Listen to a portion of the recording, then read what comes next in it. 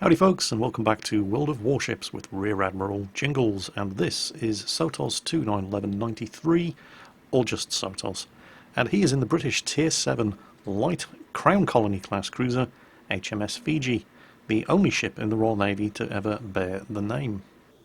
Now, unless I'm very much mistaken, judging both by his name and by the conversation that's going on in chat, SOTOS is from Greece, and that's an amazing coincidence, and I'll explain why. You see, there's a sort of tradition in the Royal Navy. It's been going on for hundreds of years. Every time the British Army gets itself in the shit, the Royal Navy, at great cost in ships and manpower, always drags its arse out of the fire. We did it at Dunkirk, and HMS Fiji participated in the evacuation of the British and Commonwealth forces from Greece in World War II, where SOTOS comes from. We evacuated them from Greece at great cost in lives and ships, and set them down nice and safe on the island of Crete and said, there you go, look after this one. And then sure enough, a couple of months later, the Navy had to pull the Army's arse out of Crete as well. And that's where HMS Fiji was lost. The loss of the ship was somewhat controversial. The commander of naval forces in the Mediterranean, Admiral Cunningham, had ordered Fiji, along with the town-class light cruiser HMS Gloucester, to return to the sinking of HMS Greyhound, a destroyer, and pick up survivors. However, after being under continuous air attack for something like 12 hours while evacuating British Army and Commonwealth forces from Crete, Fiji had expended almost all of her 4-inch anti-aircraft ammunition. In a letter to the First Sea Lord, Admiral Sir Dudley Pound, Cunningham wrote, "The sending back of Gloucester and Fiji to HMS Greyhound was another grave error and cost us those 2 ships.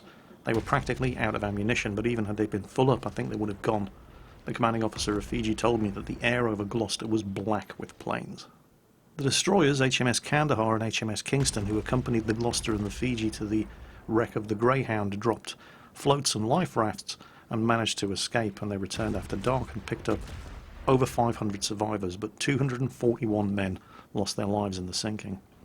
Meanwhile, SOTOS is sitting comfortably inside a smokescreen, and he's raining death from above, down on that York over there. But this isn't really an ideal position for him to use the smokescreen. Friendly Omaha there is having the same problem, sharing the smokescreen. There's only really one target that he can fire at, and that's the York. And the York is right at the extreme limit of the range of his guns, so while he was hitting him, he wasn't doing an awful lot of damage, and now the York is out of range, and there's just nothing else for him to shoot at. He's going to have to leave the safety of the smokescreen.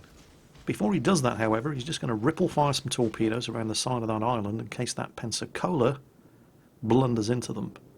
And he's going to have to start getting a bit closer to these enemy ships. See, this is the thing with the British light cruisers. Yes, you can sit in a smokescreen at extreme range and just blaze away at various different targets, as you saw him doing to the York, but you're not going to do a huge amount of damage. If you want to do damage in these British light cruisers, you're either going to have to start hitting things with your torpedoes, or you're going to have to get a little bit closer. And when I say closer, I mean 10 kilometers or less. And then, if you can put these armor-piercing shells into the right targets, and when I say right targets, I mean ships like that Murmansk, you can do a lot of damage. But it's risky as all hell, because you're a light cruiser, you've got no armor, and you can take a lot of damage as well. Now, notice that SOTOS is slowing down here while detected, and this smokescreen isn't ready to go. What he's actually doing here is slowing down to take advantage of that smokescreen dropped by a friendly Butsuki, which is something that Nürnberg there was doing until that Bliskovica came around the corner and spotted him, and an enemy New Mexico wasted no time whatsoever taking advantage of that and deleting that Nürnberg from the game.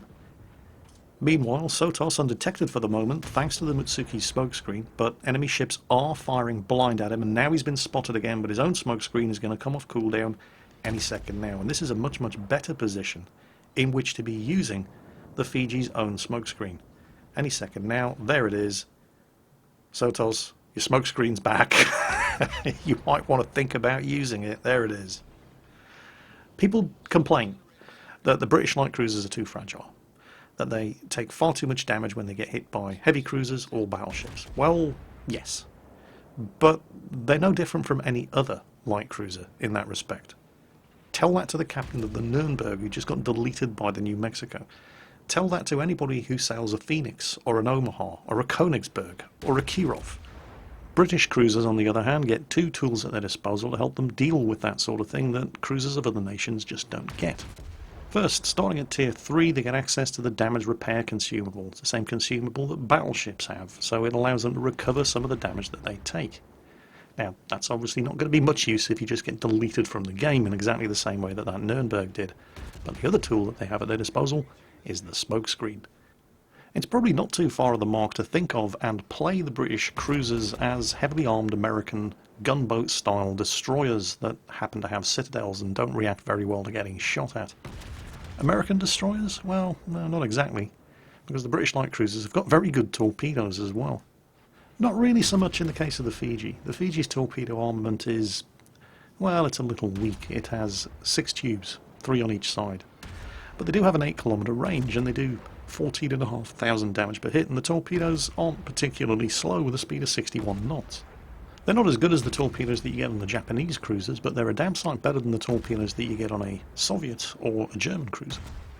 They're also 100% better than the torpedoes that you get on American cruisers, because aside from the Phoenix and the Omaha, American cruisers don't get torpedoes. Well, the Atlanta does as well, but the torpedoes on the Atlanta are terrible.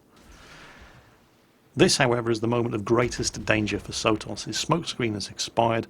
He's within shooting range of a whole bunch of enemy ships. He's going to have to turn, show the side of his ships to all these enemy guns, which he's managed to do without getting shot at, and then get the hell out of there.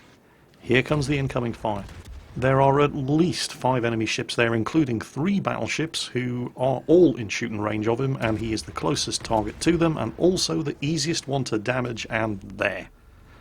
That looks like 2 citadels from the New Mexico. Now he instantly uses the repair ability, but you'll note that it's only recovering a fraction of the damage that he sustained. It's because it was armor-piercing damage. The repair consumable can recover 100% of the damage that you take from high explosive or fire, but not armor-piercing. Armor-piercing damage sticks. So, top tip there, if you have the choice of firing high explosive or armor-piercing at a British cruiser, don't be tempted to fire high explosive because of the flimsy armour on a British cruiser. Yes, if you fire armor-piercing and you don't hit the hull, you're going to get over-penetrations. But the British cruiser, using that damage repair consumable, can recover almost all of the damage caused by high explosive or the fires set by high explosive shells. As you could quite clearly see there, he's only able to recover a fraction of the damage sustained when he gets hit by armor-piercing. Also, if you're firing armor-piercing, you've got a much, much greater chance of just completely blowing him out of the water in the first place, and, well, dead ships don't get to use the damage repair consumable. Meanwhile, the New Mexico is still trying to finish the job, but doesn't score any hits. I'm not entirely sure why Sotos is slowing down now. Perhaps he's thinking of using his smoke generator. He is, of course, spotted every time he fires all 12 of these guns. But, well, the New Mexico's having a pretty hard time up there. He's been forced to continue to show the broadside in order to avoid the torpedoes that were fired at him. And he's coming under fire from just about everybody who can shoot at him, which makes sense, of course. You know, you see a battleship on low health like that, you do not want him to survive. Looks like Sotos has thought twice about using his smokescreen. He's sped up again. The New Mexico looks like he's gotten sick and tired of shooting at him because he hasn't hit him other than those 2 big hits right at the start. And with the New Mexico about to go down, it's time to start looking around for another victim there. The Nagato's got him. Sotos is still spotted, however, and there's that sneaky little Murmansk trying to put an end to him. But Sotos can see him as well, and with that amount of health, it's going to take 1. In fact, 1 over penetration would be enough to sink him. And oh, the Murmansk manages to hit him and knock his steering out, but Sotos' second salvo is in the air. He immediately repairs that, starts manoeuvring to avoid the Murmansk's fire, and takes him out. And avoids the Murmansk's dying salvo. I'm not entirely sure how much damage Sotos did to that New Mexico, because he does so much damage to so many different ships in this game that the end screen that I received didn't actually scroll along far enough to show how much damage he did to the New Mexico, but he was on just under 20,000 damage after putting a couple of shots into the Gneisenau when the New Mexico appeared around the corner, and he's on 57,000 damage now. And that's without firing any high explosive, because the British cruisers don't get it. That's all armor-piercing, or, in the British case, semi-armor-piercing ammunition, which is why their ammo works just as well against destroyers as it does against cruisers and battleships. Speaking of cruisers, get ready for the money shot. Nürnberg coming around the corner at close enough range that these guns are going to have a flat trajectory, and he hasn't seen us until he comes around the corner and Sotos opens fire. First salvo, a little disappointing. 7.5 seconds later. Second salvo, much better. Can we get a Citadel? 7.5 seconds later. Third salvo, smoke deployed, not detected. Boom! There's the money shot right there. Nürnberg cruiser almost on full health to dead. 23 hits and a Citadel in 15 seconds. You don't actually do that much damage if you score a Citadel with one of these 152mm guns. The semi-armor piercing has a maximum damage potential of 3,100, but it's satisfying. Oh, there's the Nürnberg's torpedoes. But yeah, they're not going to hit anything. Maybe the island. Sotos, of course, undetected. And in the perfect position now, as he's reversing slightly to get all of his guns to bear on that ARP Haruna over there. Now the Haruna, obviously aware that he's taken fire, was beginning to turn in and angle his armour against the threat, firing at him from the smokescreen, but now he's got bigger fish to fry. There's a friendly battleship just appeared around the other side of the island, so he's now being forced to angle his armour against the threat that he can see, which means that Sotos is going to do a lot more damage to him because he's now got the broadside of the ship to fire at. Note that turning the ship, reversing and angling like that not only allows him to bring all of his guns to bear, but it also gives him an exit strategy for when the smokescreen dissipates. All he has to do is power up the engine, sail straight ahead and get into cover behind the island up in front of him. He's also used his hydroacoustic search. He was taking some blind fire from the enemy Bliskovica destroyer, who may have launched torpedoes into the smokescreen, so the hydroacoustic search is going to give him advance warning of that. Smokescreen's about to dissipate, however, so he starts warming the engines up. And it's gone, and he has been spotted. However, he's not going to stay spotted, because he's timed it almost perfectly. The smokescreen lifted at exactly the point where the Haruna was disappearing around the side of the island, and he couldn't shoot at him anymore. And now he's undetected, much to the frustration of the Pensacola and the Gneisenau back there, which is kind of lucky because he almost screwed it up by momentarily grounding himself on the rocks there and would have been a sitting duck if he'd still been detected. But he's not, and so he gets away with it. He's now done 101,000 damage, and all but about 30,000 of that has been against battleships without firing high explosive ammunition. British cruisers don't get it. He makes an arguable error of judgment here, firing some shots which were probably never going to hit at that Pensacola, and that extends his surface detection range just far enough that he gets spotted by the Gneisenau over there. But the Gneisenau is more occupied shooting at somebody else, and so, well, call it a calculated risk. Still, better safe than sorry, so he starts speeding up. You never know, the Gneisenau might be suddenly afflicted by new ship syndrome and be desperate to get a kill on a Fiji, so he starts moving and continues firing at the Gneisenau. The Pensacola can't hit him from here, but somebody else can. It's the Bliskovica. Now, if the Bliskovica had been firing armor-piercing instead of high-explosive, he may have sunk Sotos. He would have only needed to hit him 7, maybe 8 times with his 120mm armor-piercing. But some habits are just buried in too deep. Destroyers love to fire high-explosive at everything. If that had been a Russian destroyer, Sotos could have been in a lot of trouble because Russian destroyer captains do tend to fire armor-piercing at cruisers. And cruiser captains do tend to get very upset and start yelling Russian bias when Russian destroyers start citadeling them with their 130mm guns. Now, Sotos' team have never been ahead in this game, and they're even further behind now. They've just lost the Nagato. They're constantly behind on ships and points, and it's at this point when Sotos is making his move for the epicenter cap circle when things could have gone very, very badly wrong. Here comes the Leander, the British Tier 6. Sotos does get the first shot away, but the Leander could have done a substantial amount of damage to him. And once again, Sotos gets away with it and gets the kill. But it's the fact that the Leander spotted him, and there's a Pensacola and a Gneisenau at point-blank range around the side of the island.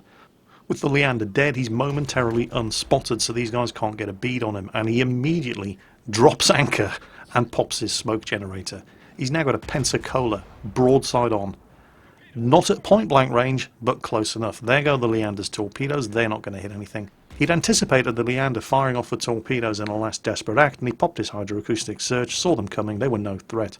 The Pensacola, however, is not having a very fun time here. He's turning around in order to try to get away, but all that's doing is exposing his notoriously weak side armour to all of these 152mm guns. Sotos already has a Confederate award under his belt. There's the Citadel. Huge armour-piercing penetrations. Here comes the Kraken and the high caliber. Boom! Headshot. And the Gneiser now goes running with his tail between his legs. Where do you think you're going, Fritz? Come back here, we're not finished with you. Where's the other one anyway? There's another Gneiser now on the enemy team. 2 surviving battleships, both Gneiser nows. There's... You know what, he's going to have a torpedo shot at this guy.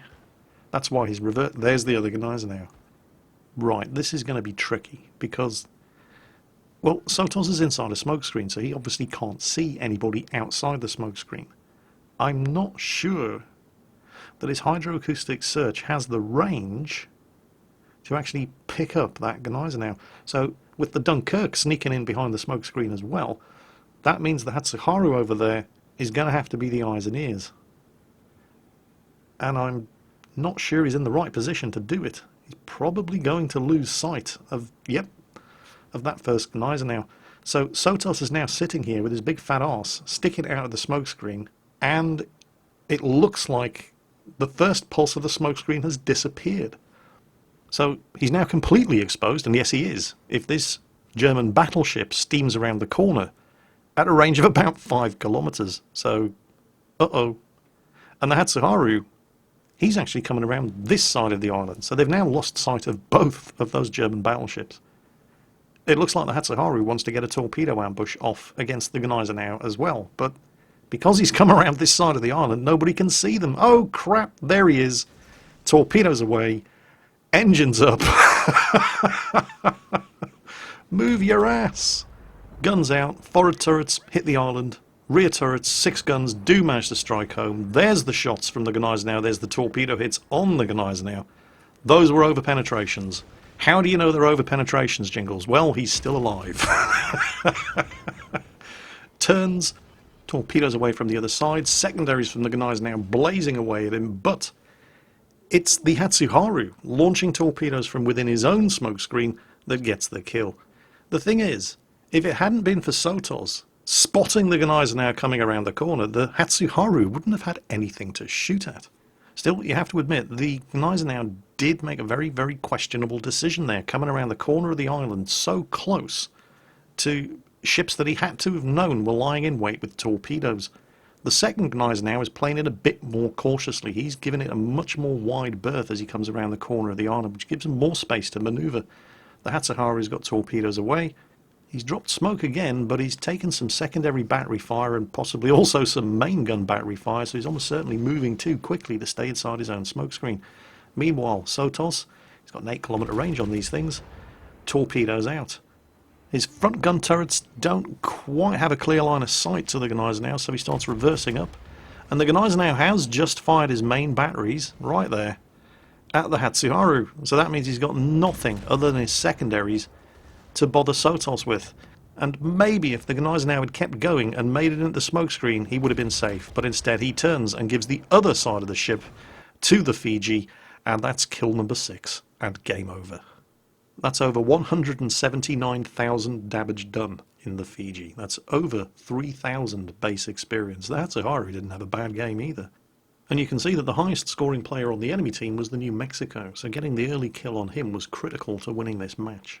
But the star of this show was definitely Sotos in the British Tier 7 Crown Colony class light cruiser HMS Fiji. Thank you very much for sending that one in, Sotos. It was very entertaining. And I hope you guys at home enjoyed it too. Well, that's it for today. Take care, and I'll catch you next time.